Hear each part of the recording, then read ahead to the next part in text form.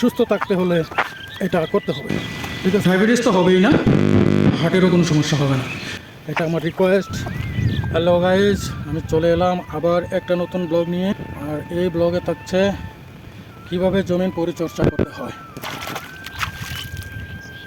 So সবাই সঙ্গেই থাকেন, ভিডিওটা বেশি বেশি লাইক কমেন্ট শেয়ার করে দিবেন, চ্যানেলটা সাবস্ক্রাইব করে দিবেন, যদি ভিডিওটা ভালো লাগে বেল আইকনটা প্রেস করে দিবেন এরকম সুন্দর সুন্দর ব্লগ ভিডিও দেখার জন্য। So let's go. একটা থাকে, এগুলো আবার কী করতে হবে, বাঁচতে হবে।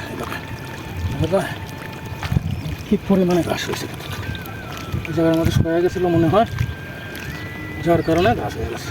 এগুলো ধরে জমিনে বেড়ে দিতে হবে।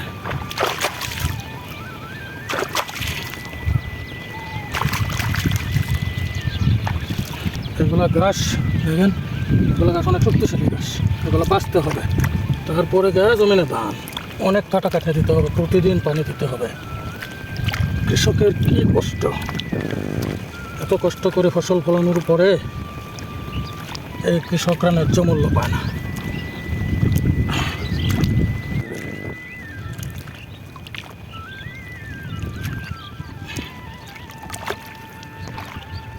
কাজ শুরু করে দিয়ে যে দেখেন ঘাস, এই ঘাস আবার বাঁচতে হবে। হ্যাঁ, ঘাস যদি না বাঁচা হয় ধান হবে না। এইগুলোকে ধরতে হবে, ধরে তারপরে কী করতে হবে, জমিনে গাড়িয়ে দিতে হবে, নাহলে এই ঘাসে কর্মজীবন।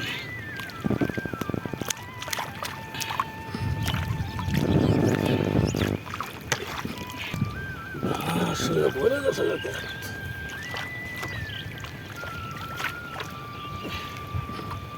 গাছ যদি না বাঁচা হয় ধান হবে, এই গাছ না বাইসা দিলে ধান হবে না।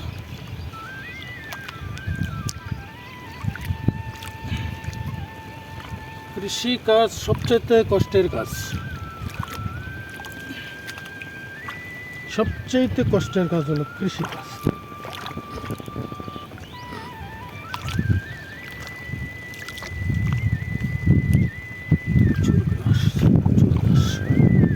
এগুলো সব পুরান ঘাস, নতুন ঘাসের জন্য খেতে ওষুধ দেওয়া হয়েছে, যা দিলে নতুন ঘাস হইলেও কম হবে, এমনকি একটু দেরিতে হবে। দেরিতে হইলে ধান গাছগুলো শক্ত এবং হৃষ্টপুষ্ট হয়ে যাবে, তখন আর নতুন গাছে তেমন একটা ক্ষয়ক্ষতি করতে পারে না। কোথা থেকে উঠে চলে আসছে ধান গাছটা, এক জায়গায় রেখে এটার পাশে হবে ইনশাল্লাহ।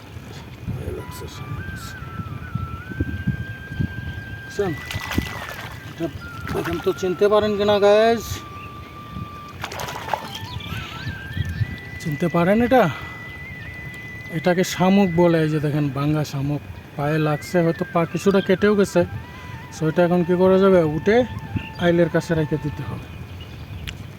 এই দেখেন আইলের মধ্যে রেখে দেবো, এখানে যেন পায়ে না লাগে। এই হলো আমাদের কৃষকদের জীবনযাত্রা। তখন আর ধান হবে না, শুধু কতগুলো খের হবে, যার কারণে এইটির পাইছে দিতে পুরোনো যে গাছগুলো আছে ওগুলো বাঁচতে হবে, নাহলে জমিন নষ্ট হয়ে যাবো। ধান হবে, পুরোনো গাছের ওষুধ আছে, পুরোনো ঘাস আপনার ওষুধ দিলে পচে যায়। এই ধান গাছগুলো শক্ত হইতে দেরি লাগবে, টাইম লাগবে, ঘাসের অ্যাকশনে এটা একটু পিছনে পড়ে যাবে। এই দুটা কোথা থেকে উঠে চলে আসছে,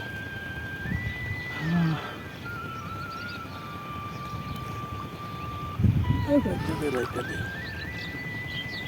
ঠিক আছে।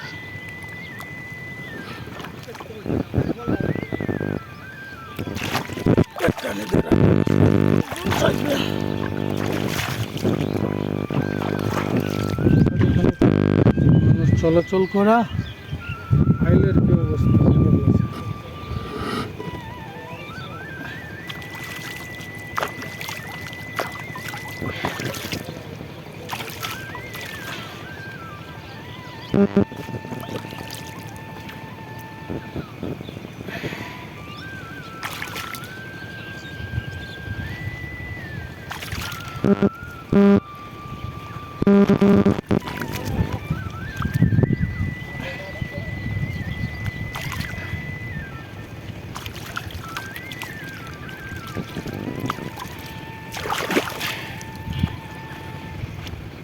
প্রতিদিন যদি মাটিতে একটু হাঁটাহাঁটি করেন, ঘোরাঘুরি করেন, এই যে এতক্ষণ যে নোংরা মাটিতে হাঁটাহাঁটি করলাম, হাঁটাইলাম, চলাফেরা করলাম, হাঁটাকাটি করলাম, এটা সবচাইতে গুরুত্বপূর্ণ একটা উপকারিতা হচ্ছে